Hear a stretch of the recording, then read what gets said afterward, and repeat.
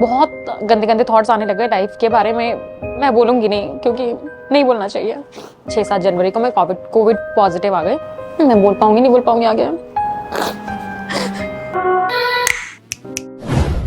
Hello guys, मैं ये बता रही थी जिंदगी में पहली बार मेरा इतना बड़ा बैच बना और फ्रेंड सर्कल का, और बहुत अच्छा लगा कि अलग अलग जगह से मेरे फ्रेंड्स बने। स्कूल कॉलेज के मेरे फ्रेंड्स हैं, कॉलेज में मेरी काफी सारी लड़कियां फ्रेंड बनी थी, और बट ऐसा कोई पर्टिकुलर फ्रेंड नहीं था कि ये मेरा बेस्ट फ्रेंड है। जैसे इसमें था वाजिरा नबी में कि रुशाली मेरी एक पर्टिकुलर फ्रेंड बनी थी जिसके साथ मैं बहुत सारी बातें शेयर करती थी। हम दोनों एक दूसरे के बारे में जानते थे। एक अच्छी फ्रेंड बनी है मेरी, अभी भी है। हाँ, और फिर साथ ही साथ में हमारे 2 फ्रेंड और बनी जो यूपी की है और एक जम्मू की है, दीपांशी और रश्मि। वो थोड़ी डिफरेंट फ्रेंड बनी थी, मतलब बहुत ज्यादा बोल्ड लड़की मैंने अपनी लाइफ में देखी थी दीपांशी, जो कि ऐसी लड़कियां होनी चाहिए भैया, इतनी दबे दबे रहने वाली लड़कियां नहीं होनी चाहिए। ये मेरा एक अच्छा सा बैच बन गया था, और साथ साथ कुछ कुछ और भी जुड़ते गए। इतने अच्छे नहीं, मतलब हाँ, साथ में जुड़ते गए। तो ये करते करते मैंने अपनी लाइफ को थोड़ा डिफरेंटली देखना स्टार्ट किया कि भाई लाइफ ऐसी भी होती है। आपको इतने शरीफ और इतना इंट्रोवर्ट बन के रहने की जरूरत नहीं है, आप थोड़ा सा चेंज भी हो सकते हो लाइफ में। तो मैं थोड़ा लाइफ में चेंज हुई। तो रुशाली के साथ जल्दी आना सबसे ज्यादा बड़ा मेरा ड्रॉबैक, टाइम वेस्ट करना, अपना 2 घंटे पहले आना। ऐसा होता था कि मैं खड़ी खड़ी लाइन में भी पढ़ती थी। जैसे मैंने अपनी मॉडर्न हिस्ट्री की छोटी सी एक स्पेक्ट्रम आती है, वो लेके पढ़ती थी। मैं अभी वीडियो डालूंगी उसके बीच में, मैं घर से वीडियो लेके आई हूँ उसकी, तो उसमें इतने सारे हाईलाइट किया हुआ मैंने। तो पढ़ती थी स्पेक्ट्रम वगैरह। लेकिन वो बात नहीं जो आप घर में एक एकांत जगह पे पढ़ते हो, वो लाइन में लग के क्योंकि बच्चे आ रहे हैं, कोई वॉशरूम जा रहा है, कोई जो बैच चल रहा है 8:30 बजे वाला, वो उसके बच्चे निकल रहे हैं, तो घिचपिच होती रहती थी। तो मेरा एक ड्रॉबैक ये था कि मैं बहुत जल्दी जाती थी। तो मेरे पे एक ही बैच था, क्योंकि जो मेरा पबएड का बैच था वो स्टार्ट होने वाला था अक्टूबर से, वो जून से स्टार्ट नहीं था, क्योंकि वो सिर्फ 3 महीने ही होता है। और जो आपका मेंस का आप जो कोचिंग लेते हो वो आपकी चलती है आई थिंक 6-7 या 9 महीने चलती है ना, जुलाई, अगस्त, सितंबर, अक्टूबर, नवंबर, दिसंबर, जनवरी, फरवरी, मार्च, अप्रैल। आई थिंक मेरी अप्रैल तक चली थी, तो ऑलमोस्ट 9.5 महीने चली थी। वैसे 9 महीने का ही कोर्स होता है, तो 4-5 महीने तो मेरा पबएड चला था। तो 8:30 बजे से मेरी क्लास होने लगी, तो 8:30 से 1:30 मैं वहाँ रहती थी वाजीराम एंड रवि, मतलब डॉक्टर ओल्ड राजेंद्र नगर में। और कभी कभी एक्स्ट्रा बैच होता था तो 5:30 से होता था 7:30 तक, तो तब भी मुझे वहीं पूरा दिन रहना पड़ता था। तो मेरे ऐसे पूरे दिन निकल रहे थे। लाइफ थोड़ी फ्रस्ट्रेटिंग होने लग गई थी, क्योंकि आप कहीं नहीं जा सकते, आप एंटरटेन नहीं कर सकते खुद को, ऐसा मुझे लगता था। बट आप कर सकते हो, आप हफ्ते में 1 दिन, या हफ्ते में नहीं तो 15 दिन में 1 दिन आप कोई मूवी देखो, वो देखो। पर मैं ना घर से निकलना ही बंद कर दिया। मैंने ना घर के अंदर रहना स्टार्ट कर दिया, और जितनी मैं बच्ची कुछ इंट्रोवर्ट थी, थोड़ी सी एम्बीवर्ट हो रही थी, वो मैं दोबारा इंट्रोवर्ट में मतलब बदल गई। एक बात और बता दूं, जब तक आपका फर्स्ट अटेम्प्ट होता है तब तक आपकी साइड पूरा परिवार होता है, जो आपके फ्रेंड्स होते हैं वो भी होता है। लकीली और अनलकीली जो भी बोलेंगे, मेरे कोई फ्रेंड्स नहीं था आउटसाइड वाजीराम एंड रवि जिससे मैं बात करती हूँ, या मैं उसको बताती हूँ कि मैं यूपीएससी कर रही हूँ। मैंने नहीं बताया किसी को कि मैं यूपीएससी कर रही हूँ, क्योंकि भैया फेल हो गए या नहीं कर पाए तो बड़ी शर्म की बात है। मतलब मजाक उड़ाने वाले ज्यादा होते हैं अप्रिशिएट करने वाले से, तो इसलिए मैंने कभी किसी को नहीं बताया कि मैं कर रही हूँ। सिर्फ अस्क को पता था कि मैं यूपीएससी कर रही हूँ, तो मैं उसी से शेयर करती थी और उसी से बात करती थी जितना मैं कर सकती हूँ बात। और उसके बाद क्या हुआ कि फर्स्ट अटेम्प्ट आया, और मेरे साथ नीतू गई थी और दिव्या दीदी गई, और हम तीनों गए कार में। हमारी फर्स्ट कार थी रेड वाली, उसमें हम तीनों गए, क्योंकि ड्राइव से नीतू को करनी आती थी, मुझे ड्राइव करनी नहीं आती। तो नीतू मुझे लेके गई। तो मेरा पड़ा था शायद आई थिंक, पता नहीं कहाँ पड़ा था, मुझे याद नहीं आ रहा, तो काफी दूर था और गर्मी बहुत थी, क्योंकि मई जून में एग्जाम होता है तो गर्मी बहुत थी। तो हम लोग गए, उसमें एक और लड़का था जो मेरे पबएड में था, उसका भी सेंटर वही था, तो हम लोग वहाँ मिल गए। तो हम 4 लोगों ने, मतलब पहले प्रीलिम्स होता है, फिर उसके बाद दूसरा एग्जाम होता है सी सैट का। तो वो करने के बाद सी सैट के लिए जो ब्रेक होता था, हम लोगों ने खाना पीना खाया। मतलब मेरी दोनों बहनें मेरे साथ इतनी गर्मी में वहाँ तक गई, वहाँ पे बाहर गर्मी में बैठी रही, क्योंकि मेरा 2 घंटे एग्जाम चल रहा था, वो लोग गर्मी में बाहर बैठे रहे। फिर मेरा और 2 घंटे एग्जाम चला, फिर वो गर्मी में बाहर बैठे रहे। तो ऐसे ऐसे मेरे बहनों ने भी मेरा बहुत साथ दिया। उसके बाद जब मैं एग्जाम सेंटर से निकली प्री का एग्जाम देके, तो मैं समझ गई थी भाई मेरा नहीं होने वाला, क्योंकि मैंने जो फर्स्ट अटेम्प्ट में गलतियां करी वो ये थी कि तो मैंने अपना टाइम वेस्ट बहुत किया। ऊपर से मुझे ऐसा लगता है मैंने उस हिसाब से पढ़ाई नहीं करी जिस हिसाब से मुझे करनी चाहिए थी। फर्स्ट अटेम्प्ट के लिए आपको बहुत अच्छे से पढ़ाई करनी होती है, क्योंकि समझ लो वो तुम्हारा फाइनल अटेम्प्ट है और आपको वो बहुत अच्छे से अटेम्प्ट देना चाहिए। बट मैंने वैसा नहीं करा, और मैंने बहुत टेकन फॉर ग्रांटेड भी नहीं लिया था। मतलब था ऐसा कि अच्छे से मैंने पढ़ाई नहीं करी जहां तक मुझे लगता है। तो फर्स्ट अटेम्प्ट हुआ और मुझे समझ आ गया कि नहीं, मुझे ये मेरा क्लियर नहीं होने वाला। तो फिर वहां से मैं निकल गई थी सीधा गाँव। अगले दिन हम उत्तराखंड के लिए निकल गए थे 2019 में। और फिर जब हम वहां से वापस आए तो उसके बाद थोड़ा रिजल्ट आया। रिजल्ट आने के बाद नहीं आया, मैं फेल हो गई थी प्रीलिम्स, मैंने फेल कर दिया था, फेल हो गई थी मैं, मेरा रोल नंबर नहीं था। तो मैं समझ गई कि बहुत टफ एग्जाम है, क्योंकि सी सैट का लेवल भी बहुत ज़्यादा इंक्रीज हो गया था, बहुत ज़्यादा बढ़ गया, और अब आते आते तो और ज़्यादा बढ़ चुका सी सैट का लेवल, और सी सैट भी क्लियर करना ज़रूरी है। तो बस मेरा हो गया दिमाग खराब, मैं थोड़ी सी नेगेटिव और हो गई, थोड़ी सी थी मैं और नेगेटिव हो गई।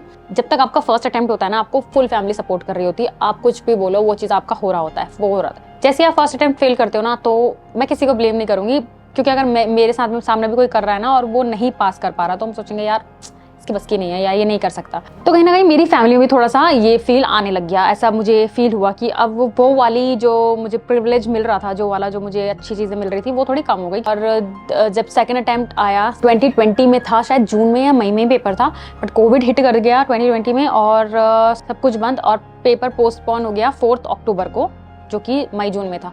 तो मैं बड़ी खुश हुई कि 3-4 महीने और मिल गया, मैं और अच्छे से पढ़ लूँगी। और इस टाइम पे मैंने काफ़ी हद तक बहुत अच्छे से तैयारी करी थी। बट मेरे साथ साथ जो चल रहा था वो चल रहा था मेरा नेगेटिव माइंड। अंदर से एक आवाज़ आती थी नहीं कर पाएगी, पता नहीं क्यों ऐसी आवाज़ आती थी, क्या हुआ।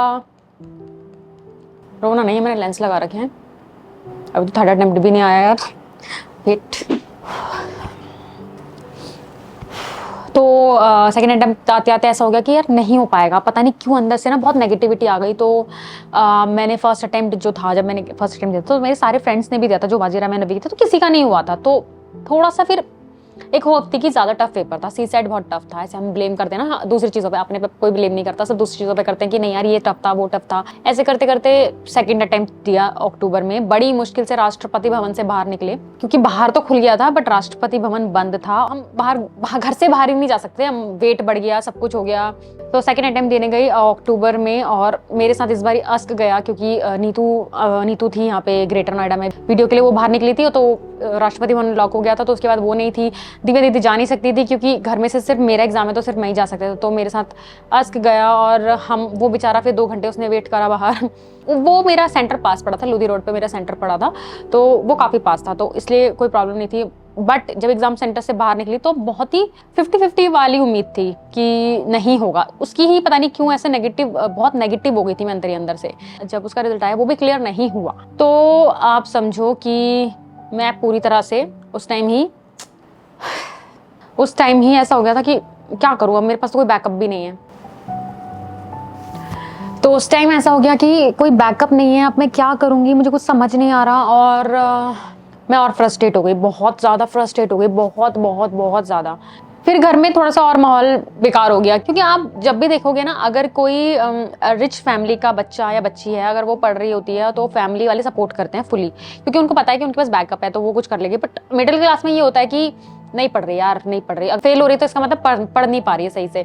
तो मेरे घर में ना वो थोड़ा बहुत आ गया, क्योंकि किसी के घर में भी आ जाएगा। मैं एज अ पेरेंट्स बोलो, अगर मैं किसी की माँ हूँ तो मेरे को भी शायद लगेगा कि नहीं बच्चा ही नहीं पढ़ रहा है यार, बच्चा ही नहीं पढ़ रहा है, हम तो सब कुछ कर रहे हैं। तो मेरे घर में वो कहीं ना कहीं ऐसा आ गया और फिर नेगेटिविटी और ज़्यादा बढ़ गई। फिर उसके बाद हम लोग इधर शिफ्ट हो गए जेपी ग्रीन्स में ही, मून कोट में, और मैं अपनी सारी बुक्स वगैरह इधर ले आई, मैंने इधर पढ़ना स्टार्ट किया। और आप यकीन नहीं मानोगे, मेरी सारी सेविंग्स, सारी A to Z सेविंग्स चली गई। A to Z सेविंग्स मतलब आप समझ लो, बैंक अकाउंट था ना उसमें कुछ नहीं बचा था, बिल्कुल कुछ नहीं। मैंने एक LIC करवा रखी थी 1600 समथिंग की, अभी भी है वो, अभी भी चलती है। मेरे पास वो तक देने के पैसे नहीं होते थे, तो मैं मम्मी से लेती थी, कभी कभी नीतू से लेती थी। मैं बोल पाऊंगी नहीं बोल पाऊंगी आगे, तो मुझे एक मिनट। तो जो मेरी LIC कटती थी, मेरे पास उसके लिए पैसे नहीं होते थे। तो हम लोगों ने क्या कर रखा है, हम लोगों ने ना अपना एक पोस्ट ऑफिस भी खोल रखा है, जो राष्ट्रपति भवन में एक पोस्ट ऑफिस है। तो वहाँ से मैं अपने पैसे निकाल के फिर मैं अपने बैंक अकाउंट में डालती थी अपने पोस्ट ऑफिस से। भाई उसमें भी खत्म होंगे, वो भी कब तक चलेगा। तो ये करते करते मतलब ऑलमोस्ट मेरी सारी सेविंग खत्म हो गई। और उसमें मेरे बचे पोस्ट ऑफिस में 1-2 हज़ार रुपये बचे होंगे, और पोस्ट ऑफिस में मेरे क्योंकि 500-600 रखने ही पड़ते थे, ऐसा कुछ होता था रूल, शायद या अब नहीं है, पता नहीं, मुझे याद नहीं सही से। थोड़ा मैंने अपनी कोचिंग में भी लगा दिए थे, कुछ में कर दिए थे मैंने वो। तो ये करते करते आ गया थर्ड अटेम्प्ट। तो मैं यहाँ मून कोट में रह रही थी, मैं यहाँ पढ़ती थी। मुझे लाइफ में ऐसा फील होने लग गया कि मैं कुछ भी नहीं कर पाऊंगी, और मैं ये सारी इमोशन ना दोबारा से नहीं फील करना चाहती थी, इसलिए मैं ये UPSC जर्नी वाला अवॉइड कर रही थी। मुझे लग रहा था आप लोग पूछोगे कि आप लोग फूड वाले को ज़्यादा वो करोगे, तो मैं वो लेके आऊँगी, बट आप सबके सब UPSC जर्नी, हर जगह पे ज़्यादातर ये आया कि UPSC जर्नी UPSC। तो मैंने सोचा चलो बता ही देती हूँ, क्या पता मेरे दिल से निकल जाए सब कुछ। तो मैं बहुत नेगेटिव फील करने लगी यहाँ पे। जब मेरे थर्ड अटेम्प्ट के तो कुछ दिन रह गए थे, आई थिंक वो एग्ज़ाम भी अक्टूबर में ही पुश हो गया था कोविड की वजह से, क्योंकि 21 में भी कोविड हिट किया था अप्रैल में, बहुत तगड़ा वाला ना। अक्टूबर में एग्जाम थे, तो आई थिंक 15-14 मुझे याद नहीं है एग्जैक्ट, आई थिंक 9-10 तो थर्ड अटेम्प्ट वाला। तो मैं यहाँ से 1-2 अक्टूबर से अपने घर वापस चली गई राष्ट्रपति भवन, और वहाँ जाके मैं बीमार हो गई थी यहीं पे ही, मूनकोट में ही, नीतूर में रहते थे। तो मैंने बहुत बुरी तरह से उसी दिन बीमार, उसके एक दिन पहले ही उस दिन बीमार पड़ गई और बहुत बुरी, पता नहीं मेरा बीपी लो हो गया, मुझे लूज मोशन लग गए, पता नहीं मुझे क्या हुआ, मैं बहुत बीमार पड़ गई।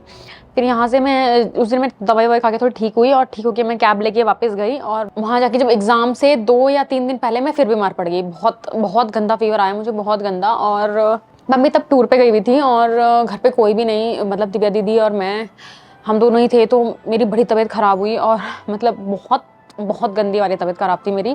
मैं डॉक्टर के पास गई और डॉक्टर ने मुझे दवाई वगैरह दी और दवाई वगैरह देने के बाद मैं ठीक हो गई। मैं एग्ज़ाम देने के लिए लायक हो गई। तो मैं एग्ज़ाम देने गई, अगेन मेरे साथ अस्क गया और उसको बेचारे को कोविड का इंजेक्शन लगा था, मतलब जो फर्स्ट डोज लगी थी उसको, सेकंड डोज लगी, आई थिंक सेकंड डोज लगी थी, उसको फीवर आ रखा था हल्का हल्का। फिर भी वो मेरे साथ गया, दोनों फीवर में एग्ज़ाम देने गए और एग्ज़ाम दिया।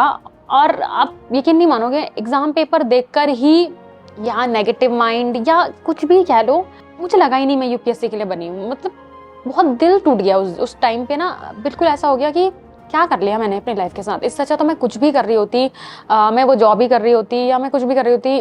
बिल्कुल बैकअप नहीं है आपके पास, क्या करोगे, एज हो रही है, क्योंकि थर्ड अटेम्प्ट है, यानी कि आप 4 साल दे चुके हो ऑलमोस्ट, फोर्थ अटेम्प्ट आप 5 साल दे चुके हो। मतलब कुछ भी समझ नहीं आ रहा मैं क्या करूँ।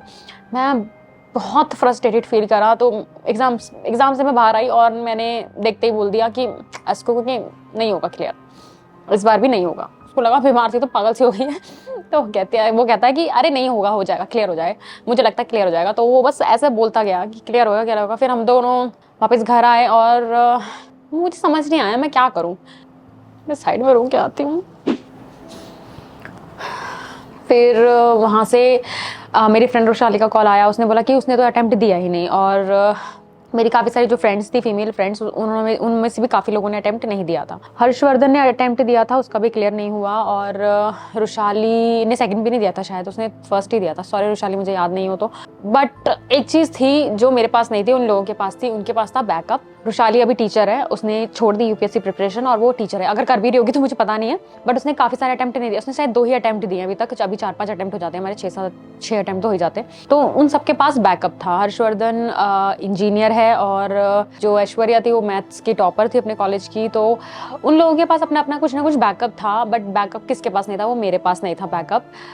रश्मि के पास, रश्मि भी टीचर है, रुशाली भी टीचर है। और मैं अपनी फ्रेंड्स की बात इसलिए बता रही हूँ क्योंकि 2 लोग हैं लाइफ में, आप देखो, एक बंदा जिसके पास बैकअप नहीं है और वो 3 अटेम्प्ट देके फेल हो चुका है, और दूसरे बंदे जिन्होंने दिया है, नहीं दिया है, फेल हुए नहीं हुए, बट उनके पास बैकअप है कि हाँ हम टीचर बन जाएंगे, हम ये बन जाएंगे, ऑप्शन है। क्योंकि यूपीएससी में आपके पास बैकअप होना बहुत ज़्यादा ज़रूरी है, वरना आप समझ लो आप कहीं के नहीं रहोगे, कहीं के भी नहीं। तो मेरे अंदर ना बहुत फ्रस्ट्रेशन, नेगेटिविटी और सब कुछ भर गया। थर्ड अटेम्प्ट के बाद मैं फुल नेगेटिव हो गई। मेरे को चिढ़ होने लगी लोगों से। मेरे को इतनी चिढ़ होती थी कि पहले मैं जैसे मैं सोती थी मम्मी दीदी के साथ, तो मैं उस रूम को छोड़ के मैं अपना अलग रूम में सोने लग गई कि मैं इसी रूम में सोऊंगी, मुझे ना अकेला छोड़ दो, मुझसे कोई बात मत करो। मैं बहुत ज़्यादा फ्रस्ट्रेट हो गई थी, तो मैं अकेले सोने लगी। 2022 की स्टार्टिंग की बात है। मैं बहुत फ्रस्ट्रेट हो गई थी, बहुत ज़्यादा फ्रस्ट्रेट कि मैंने सब कुछ बंद कर दिया। मैं एक बार बीच में रुशाली से मिलने गई, थर्ड अटेम्प्ट के रिजल्ट में रुशाली से मिलने गई। मैं अपने सेंसेस में नहीं थी, मैं सच बताऊँ। जब मैं उससे मुझे नहीं पता उसने ये रियलाइज़ किया कि नहीं किया। आंसू पोंछ लेती हूँ, ज़्यादा रोना हो रहा है मुझे। तो थर्ड अटेम्प्ट के रिजल्ट आने से पहले मैंने इंस्टाग्राम छोड़ दिया था। जनवरी 2020 में, 2020 में मैंने इंस्टाग्राम छोड़ दिया था। अमृतसर से आने के बाद मैंने सोचा कि अब मैं अच्छे से पढ़ूंगी, मैंने इंस्टाग्राम छोड़ दिया 2020 में। फिर जब मैं अपनी फ्रेंड से मिली, उस दिन से मैंने इंस्टाग्राम स्टार्ट किया, अक्टूबर 20 में, ऑलमोस्ट 1.5 साल के बाद मैंने अपना इंस्टाग्राम स्टार्ट किया। तो जब मैं उससे मिलने गई, हम लोग खान मार्केट में मिले, हम एक रेस्टोरेंट में बैठे और वो ठीक थी। बट अगर मैं वो कन्वर्सेशन अब हम दोनों की याद करूँ ना, तो मुझे ऐसा लग रहा है मैं अपने सेंसेस में नहीं थी, मैं अजीब बातें कर रही थी, बहुत अजीब। तो अगर मैं वो याद करूँ ना, मुझे लग रहा था मैं खिसक चुकी हूँ। पता नहीं, कभी उससे फोन करके पूछूंगी तुझे ऐसा कुछ फील हुआ था उस टाइम पे। उसने मुझे वो नहीं बोला कुछ भी।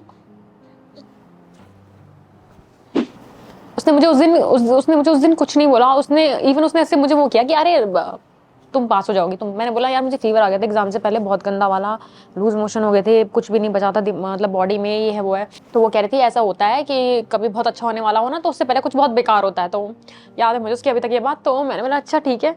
तो उसके बाद मुझे लगा मैं ऐसे सेंस में बात ही नहीं कर रही हूँ, मैं उल्टी सीधी बातें कर जा रही थी। उससे ये हो गया मेरे साथ, वो हो गया। लेकिन उसने मुझे नहीं बोला कि पागल वाली बातें मत कर। तो उसके बाद उसने भी फोटो भी क्लिक करी, वो फोटो भी मैंने डाली हेलो इंस्टाग्राम अगेन करके, अगर आएगी तो मैं आपको यहाँ दिखा दूंगी।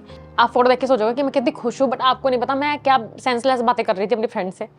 तो उसके बाद जब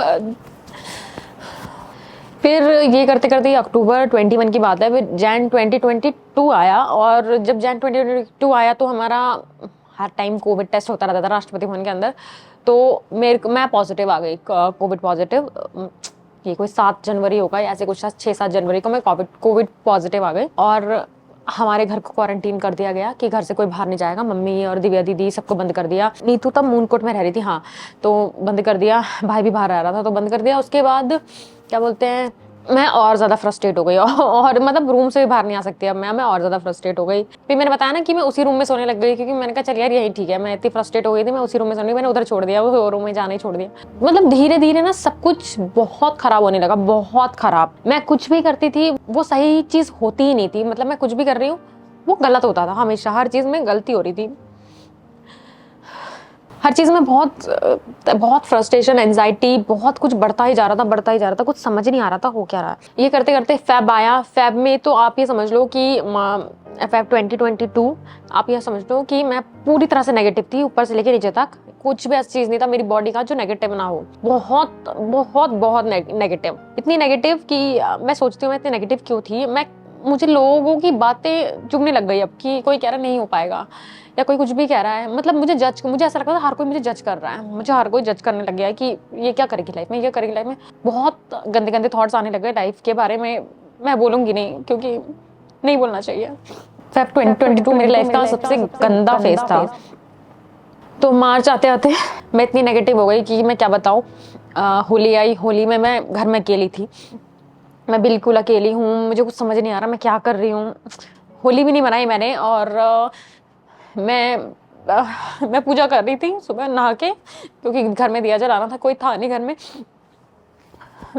ये बात आज तक किसी को नहीं पता कि मैंने क्या किया, मतलब उस दिन क्या हुआ था, मैंने आज तक किसी को नहीं बताया। मैं पहली बार कैमरे में बता रही हूँ। तो मैं सुबह उठी, होली वाले दिन मैंने नहाया और मैंने पूजा करी, और मैं बहुत दिल खोल के रोई उस दिन। मतलब मैं इतना रोई मंदिर के आगे। मैंने बहुत फ्रस्ट्रेशन निकाली अपनी कि यार मैं कैसी होती जा रही हूँ, मैं ऐसी नहीं हूँ। मैं बहुत चेयरफुल टाइप की लड़की थी हमेशा से। मेरे स्कूल में ना मेरे लोगों ने भिंडी नाम रखा हुआ था। मैं बहुत पतली थी, चुलबुली सी हूँ, ऐसे लोग बोलते थे हमेशा। तो फास्ट बोलती हूँ, इससे पहले मैं बहुत ज़्यादा फास्ट बोलती थी, अभी थोड़ा कम की है। तो ये करते करते ना मैं उस दिन मंदिर के आगे बहुत गंदी तरह से रोई, बहुत गंदी तरह। मैंने अपनी सारी फ्रस्ट्रेशन निकाली। उसके बाद ना मैं बहुत काम हो गई, मैं सच बताऊं। उस दिन वो रोने के बाद पूजा कर, मतलब होली वाले दिन मैं सुबह नहा के पूजा करके खूब सारा रो के मैं नॉर्मल खड़ी हूँ, मैं नॉर्मल हो गई। मैं अपने लिए खाना बनाया। खाना बनाने के बाद मैं उस दिन स्क्विड गेम देख रही थी। मैंने क्या किया, आस्क का नेटफ्लिक्स का पासवर्ड वगैरह ले रखा था मैंने। तो तो मैंने सोचा अपना माइंड डाइवर्ट करती हूँ। तो मैंने स्क्विड गेम, आपने देखा होगा नेटफ्लिक्स सीरीज है, पता नहीं कहाँ से मैं अपने आप का चेयरफुल करने के लिए बात बता रही हूँ आपको। तो मैंने स्क्विड गेम देखना स्टार्ट कर दिया, और मैंने एक दिन में, पूरे दिन में उसको स्क्विड गेम पूरा खत्म कर दिया था एक ही दिन में। मुझे इतनी अच्छी लगी, मैं अपने माइंड को डाइवर्ट करने की पूरी उस दिन कोशिश करी। खाना बनाया, ये किया वो किया। होली नहीं बनाई, मतलब मैं अकेली थी, क्या होली बनाती। मैंने अपने रंग लगाया, भगवान के लगाया और पापा अम्मा के लगाया, बस मैं ऐसी थी पूरा दिन। उस दिन जिंदगी में मुझे बहुत ज़्यादा लोनली फील हुआ, बहुत ज़्यादा, बहुत लोनली। लेकिन जब मैं रोई और रोने के बाद मुझे बहुत हल्का लगा, तो मुझे काफ़ी सही लगा उसके बाद, मैं सच बताऊँ तो। एंड सडनली कुछ दिन के बाद मुझे यूट्यूब खोला, मैंने कुछ और देखने के लिए खोला था, यूपीएससी का। लेकिन गलती से पता नहीं कहाँ से मैंने ज़िंदगी में टैरो कार्ड रीडिंग वगैरह कुछ नहीं देखी थी। गलती से मुझे एक चैनल का टैरो कार्ड रीडिंग रिकमेंड हो गई है ना, और उस चैनल का नाम मुझे याद नहीं आएगा तो मैं आपको बताऊंगी। अच्छा चैनल है, बहुत अच्छी लड़की है, लेडी है, जो भी है वो बताती है। तो उन्होंने बोला एक पाइल सिलेक्ट करो, ठीक है। और मैं अकेले सोती थी रात में, तो मैंने कहा यार नींद ही नहीं आ रही थी, मैं क्या करूँ, कर लेती हूँ एक पाइल सिलेक्ट। तो आई डोंट नो, वो पाइल मुझसे रेजोनेट हो गई। रेजोनेट मतलब जो वो पाइल में बता रही हैं वो चीज़ मेरे को फील हुई, मेरी लाइफ में ये चल रहा है। उसने बताया कि आगे जाके आपके साथ ना कुछ अच्छा होने वाला है, कुछ टाइम में, इस महीने, अगले महीने, या जब भी आप ये रीडिंग देख रहे हो उसके कुछ दिन के बाद, ऐसा करके उन्होंने मुझे बताया। मैंने कहा यार क्या करूं, बिलीव नहीं करूं तो भी कुछ नहीं होगा, करूं तो भी कुछ नहीं होगा। तो मैंने कहा चल बिलीव कर लेते हैं, और मैंने सोचा चल ठीक है। तो उन्होंने बोला सबको पॉजिटिव रहना है, अच्छी अच्छी बातें करनी है, खुद से अच्छा बोलना है अपने बारे में, ये चीज़ करनी है, वो चीज़ करनी है। तो मैंने ना वो चीज़ अप्लाई करना स्टार्ट किया। फिर जैसे ऐसा तो होता नहीं आप एक वीडियो देख लोगे तो आप बहुत ही पॉजिटिव बन जाओगे और आप वो चीज़ मानने लग जाओगे, नहीं ऐसा नहीं होता। मैंने और वीडियोस उसी में मैंने और वीडियोस देखी उन्हीं की, उसी चैनल की और वीडियोस देखी तो बहुत सारी चीज़ हुई कि आपके साथ ये हो सकता है। और उसी लेडी के काफ़ी सारे चैनल्स थे तो मैंने उसमें देखी पर्सनल रीडिंग। अगर वो कह रहे पर्सनल रीडिंग लेनी है तो आपको ये करना पड़ेगा, आपको वो करना पड़ेगा। तब मैं 4th अटेम्प्ट की अपनी तैयारियां कर रही थी साथ साथ। तो रात में मैं एक वीडियो देख के सोती थी और एक वो बॉल सा घुमाते हैं ना, बॉल सा जो घुमाते हैं जिसमें से आवाज़ आती है, वो देख के मैं सोती थी अपने माइंड को शांत करने के लिए। और अभी तक जो मैं आपको बता रही हूँ, यहाँ तक आते आते मेरे जो अकाउंट है, मेरा बैंक अकाउंट, उसमें थे 1111 रुपये। स्क्रीनशॉट रखा हुआ मैंने आज तक, अगर मुझे मिला मैं ज़रूर अटैच करूंगी। PNB अकाउंट 111 रुपये 111 रुपीज़, एक एंजल नंबर वो था। फिर मुझे ये मुझे इसलिए याद है क्योंकि मुझे ना एंजल नंबर्स दिखने लगे। तो ये सब होते होते 11 दिखता है हर टाइम, सुबह के टाइम दिख रहा है, रात के टाइम दिख रहा है। तो ये सब होते होते मुझे थोड़ा बिलीव होने लगा कि ये होगा। थोड़ी थोड़ी लाइफ में फ्रस्ट्रेशन कम होने लगी। तो ये करते करते अप्रैल आ गया। अप्रैल करके मैं न्यूमरोलॉजी में भी घुस गई थोड़ा। मैंने फिर मतलब अगर आप टैरो देख रहे हो तो थोड़ा न्यूमरोलॉजी आ जाती है कैबिनेशन में। तो मैंने थोड़ा न्यूमरोलॉजी देखी है, देखा। तो मैंने ना नाम चेंज कर दिया। पूनम बेस्ट 20 था मेरा पहले यूजर नेम इंस्टाग्राम का, उसको मैंने चेंज करके पूनम पी बेस्ट कर दिया। क्योंकि मैंने न्यूमरोलॉजी में घुस के ना अपना नाम वाम सब निकाला, बहुत दिमाग लगाया, सब कुछ करते करते मार्च अप्रैल चला गया। और एग्जाम था शायद मई में था, नहीं जून में एग्जाम था, क्योंकि 31 मई को तो मम्मी कोविड पॉजिटिव हो गई थी 2022 में। तो फिर क्या हुआ, मैं सुबह शाम मतलब पढ़ाई करती थी और फिर मैं ये सब देखती थी। मेरे को पता नहीं क्या मजा आने लगा ये सब देखने में। तो फिर ऐसा करते करते मुझे कहाँ से क्या हुआ, मुझे एक जॉब का ऑफर आ गया, ठीक है, खुद से मेरे पास। मैंने कुछ नहीं अप्लाई किया था, कुछ नहीं किया था, मेरे नोन ही थे, उन्होंने मुझे एक जॉब का ऑफर दे दिया। बट ये था कि जॉब बहुत दूर थी, लेकिन मैं जिस स्टेज में थी वहां पे मेरे को उस जॉब की बहुत ज्यादा नीड थी। अगर वो दूसरी कंट्री, दूसरी सिटी या कहीं पे भी होता तो मैं वो भी करने के लिए रेडी थी। मैं उस स्टेज में थी। तो जैसे मुझे उस जॉब का ऑफर आया और मुझे ऐसा लगा मेरे को एक ना किरण मिल गई है, जैसे होता नहीं है डूबते को तिनके का सहारा, इस टाइप का। मुझे लगा यार मैं यहाँ तो नहीं रह सकती ना हमेशा कि मैं यही करती रहूँ, यूपीएससी का 6 अटेम्प्ट दूँ और लाइफ में बस 111 रुपये में रहूँ। मुझे आगे बढ़ना है यार, मैं ये क्या कर रही हूँ, मुझे कुछ समझ नहीं आया। तो मैं पढ़ रही थी। पढ़ते पढ़ते ना मैंने बात करी फ़ोन पे कि हाँ मैं रेडी हूँ करने के लिए, लेकिन 1.5 घंटे का रास्ता था। मुझे दो मेट्रो चेंज करनी पड़ती थी। पहले मैं स्कूटी से जाती थी, मेट्रो पे लगाती थी, फिर वहाँ से मैं मेट्रो लेती थी, फिर वहाँ से वहाँ करके मैं जाती थी। हाँ, तो जैसे ही मुझे जॉब का ऑफर आया ना, तो मेरे अंदर ना थोड़ी सी खुशी आना स्टार्ट हो गया कि यस, अब मेरे पास एक बैकअप है कि अगर मैं ये 4th अटेम्प्ट फेल करती हूँ तो मेरे पास एक बैकअप है। तो आई थिंक 5 जून का एग्जाम था। यस, 5 जून का एग्जाम था 2022 में। अगर नहीं होगा तो आप कर लेना, चेक कर लेना, 5 जून का ही था जहाँ तक मुझे याद है। तो 31 मई को मम्मी को कोविड हो गया। अब मम्मी को कोविड था क्योंकि मम्मी को सिम्टम्स है। जब मुझे जनवरी में हुआ था तो मेरे को कोई सिम्टम्स नहीं थे, बट उन्होंने बोला कि है, तो फिर मेरे को बंद होना पड़ा घर में। तो मम्मी को कोविड हो गया और हम सब फिर बंद हो गए। और 5 जून को मेरा एग्जाम था। अब मेरे दिमाग में चलने लगा एग्जाम दूं, अगर फेल हो गई फिर से बहुत तगड़ा डिप्रेशन आ जाएगा, बहुत तगड़ा। बड़ी मुश्किल से मैंने अपने आप को वहां से निकाला था, खुद अकेले ही मैंने जो सहा है वो अकेले सहा है और मैंने खुद अपने आप को वहां से निकाला। और अभी मेरे पास बैकअप भी है। तो मैं ना समझ नहीं आई, मैंने ना पूरा दिन जैसे मैंने पढ़ाई कर ली और रात में मैं ना सोच रही हूँ कि मैं क्या करूँ, एग्जाम दूँ, एग्जाम नहीं दूँ। ये करते करते मतलब 31 को मम्मी को हुआ था। तो हाँ, 3 जून को मुझे दिन में लगा यार मैं क्या करूं, मुझे कुछ समझ नहीं आ रहा, मुझे देना चाहिए नहीं देना चाहिए। सडनली मेरे को पता नहीं क्या हुआ, मैंने डिसाइड किया नहीं देती हूँ, मेरे पास बैकअप है। मैं मुंह खोल के बोल सकती हूँ अपने घर में कि मैं नहीं दे रही एग्जाम, मैं जॉब करूंगी। क्योंकि अगर मैं वैसे बोलूंगी कि मैं नहीं दे रही एग्जाम, अब मैं कुछ और करूंगी, मैं सोचूंगी मुझे क्या करना है, ये है वो है, तो वो सही नहीं रहेगा। घर वालों ने बहुत मेहनत की मेरे पीछे, तो मैं ऐसे नहीं बोल सकती। तो मैंने मम्मी को बोला, मम्मी मैं एग्जाम नहीं दे रही हूँ, मैं नेक्स्ट ईयर दूंगी, 2023 में दूंगी, मैं नहीं दे रही हूँ 2022 वाला एग्जाम, मैं ना जॉब कर रही हूँ। तो मम्मी ने बोला ठीक है भाई, जो तेरे को ठीक लगे। पता नहीं मम्मी को भी लगा कि चल यार कर देते हैं, मेरे को देख के कि पागल हो रही है मेरी बेटी, इससे बेटर है कि जॉब कर लेगी।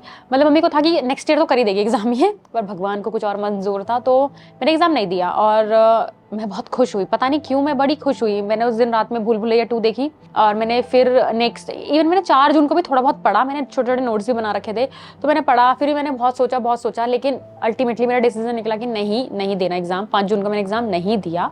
के बाद जो मुझे रिलीफ मिला यूपीएससी से, सच बता रही हूँ, उसके बाद मैंने अभी तक उसकी बुक अभी वीडियो बना के आई हूँ, तब देखी है और बुक वगैरह रख दी मैंने। और एक अंदर से फील हुआ कि यूपीएससी नहीं है मेरे लिए, मैंने गलत लाइन चूज़ कर ली है, यूपीएससी तो है ही नहीं मेरे लिए। और ये करते करते मैंने जॉब पे जाना स्टार्ट किया।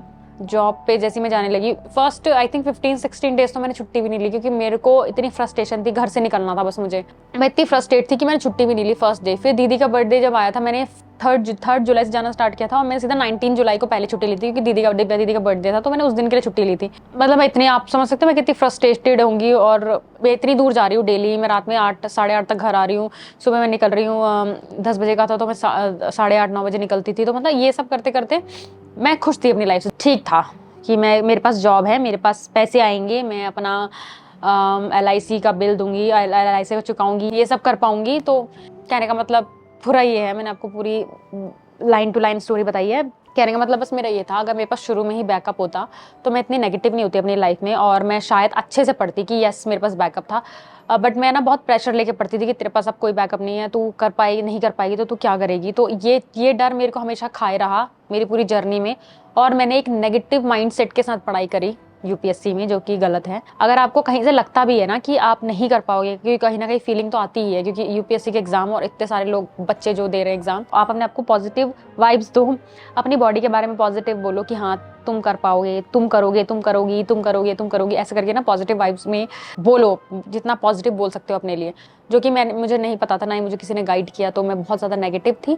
लेकिन आप पॉजिटिव माइंडसेट के साथ करोगे तो शायद आप लोग कर पाओगे। और प्लस मैं तो बोलूँगी, मैंने लास्ट टाइम अपने Q&A में भी बोला था कि अगर आप सिर्फ 2 अटेम्प्ट दे सकते हो अच्छे से बढ़िया वाले, तो 2 अटेम्प्ट दे दो, और CSAT बहुत अच्छे से प्रिपेयर करो, बहुत बहुत बहुत अच्छे से, क्योंकि CSAT ही सबसे खतरनाक चीज़ है दुनिया की। उसकी कोचिंग नहीं ली थी मैंने, मैंने 2 ही कोचिंग ली थी, अपनी पबैड की और अपनी मेन जो मेंस का होता है। तो बस यही थी मेरी जर्नी, और उस जर्नी में मैं काफ़ी ज़्यादा रो गई हूँ बताते बताते, तो मुझे माफ़ करना।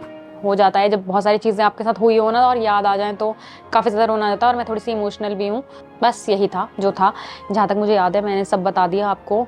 ये मेरी जर्नी थी, और आपके कुछ सवाल हैं तो कमेंट में बताना, मैं शायद जवाब दे पाऊँ अगर मैं मूड में हूँ तो।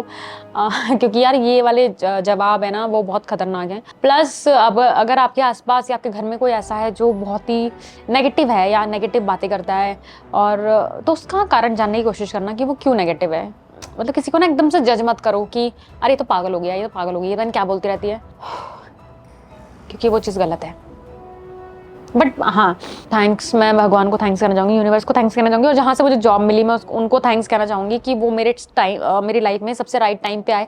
उन सर ने मेरा माइंडसेट चेंज किया कि अगर आपसे यूपीएससी नहीं हो रहा है तो आप कुछ और ट्राई करो ना, आपकी जॉब करो, आपको जो करना है लाइफ में, आप क्या करना चाहते हो आप वो करो। तो ये सोचते सोचते शायद ही मैं यूट्यूब पे आई, पता नहीं मेरे को, मैं मेट्रो में बैठी बैठी सोचती थी यार मैं क्या करूँ, इस जॉब को तो मैं कर रही हूँ ठीक है, बट मुझे कुछ और भी करना है, मुझे कुछ और भी करना है। ये सोचते सोचते मैंने फिर यूट्यूब स्टार्ट किया, और यूट्यूब की जर्नी आई थिंक मैंने अपने Q&A में बताई है, तो यहाँ बताने की जरूरत नहीं, वैसे भी ये वीडियो काफ़ी लंबी हो जाएगी। तो बस ये है कि वो मेरी लाइफ में, ज़िंदगी में एक होप आई थी, और मुझे उस डार्कनेस से निकाला उस होप ने, उस जॉब ने। मैं बहुत ग्रेटफुल हूँ उस जॉब के लिए, तो मैंने छोड़ दी है। लेकिन वो जॉब उस टाइम पे मेरे लिए रूपते को तिनके का सहारा थी। वो जॉब नहीं होती तो मैं नहीं बोल पाती कि मुझे 4th अटेम्प्ट नहीं करना है, मेरे अंदर वो कॉन्फिडेंट नहीं आ पाता। तो आप समझ रहे हो वो जॉब मेरे लिए क्या इंपॉर्टेंट थी, बहुत इंपॉर्टेंट थी। मैं क्या बता रही हूँ, और दूसरी कंट्री में भी होती ना, मैं वहाँ पे भी शिफ्ट हो जाती कि हाँ भाई मेरे को जॉब करनी है, मेरे को बस यहाँ से निकलना है। मैं इतनी बुरी तरह वहाँ उस जगह पर फंसी हुई थी, बहुत गंदी तरह। और अब ऐसी जगह पे फंसे होते ना, वो कोई नहीं निकाल सकता। क्या करेगा कोई, कैसे आपकी हेल्प करेगा, नहीं कर सकता। पढ़ाई आपको ही करनी है, सब कुछ आपको करना है, नेगेटिव माइंड है, पॉजिटिव भी आपको ही करना है। तो इसमें किसी का कुछ नहीं है, आप ही हो यूपीएससी कर रहे हो अगर आप, और आपको मुझसे कोई एक टिप चाहिए मैं 2-3 दे देती हूँ। पहली बात तो आप पॉजिटिव रहो, दूसरी बात बैकअप रखो, और 2 अटेम्प्ट ही इतने कमाल के दे दो ना कि 2 अटेम्प्ट में ही निकल जाए। बस बोलूँगी बैकअप रखो, अच्छे से पढ़ाई करो, और good luck guys, good luck. अगर आपके पास कोई अच्छा सा बैकअप है तो ज़रूर करना, नहीं तो यूपीएससी जैसा एग्जाम क्रैक कर लिया आपने, क्या बात है। मम्मी भी कहती है कि अगर तू कर लेती है ना तो बहुत अच्छा, अभी भी तू अटेम्प्ट दे सकती है, अभी भी मैं दे सकती हूँ। तो बट मम्मी को ये नहीं पता यार कि उस रास्ते को दोबारा जीना पढ़ाई टफ है मेरे लिए। और मैंने ना अपनी न्यूमरोलॉजी वगैरह में भी करके देखा था कि मैं एग्जाम दूँ या नहीं, तो उसमें मैं ना ही आ रहा था। और आजकल तो मेरे को चिट का बड़ा शौक चढ़ गया है कि ये चीज़ मुझे करनी चाहिए, तो मैं चिट निकालती हूँ, यस नो लिखती हूँ, तो उस पर आता है नो। तो बहुत सारी चीज़ें मैंने ऐसे करके छोड़ी हैं कि नहीं करना मुझे ये, क्योंकि उस चिट में नो आया है, और वो शायद मेरे ठीक भी निकला है कहीं ना कहीं। तो पता नहीं क्या हो रहा है मुझे, बट आप ऐसा मत करना, ऐसे फालतू के डिसीजन मेकिंग मत करना।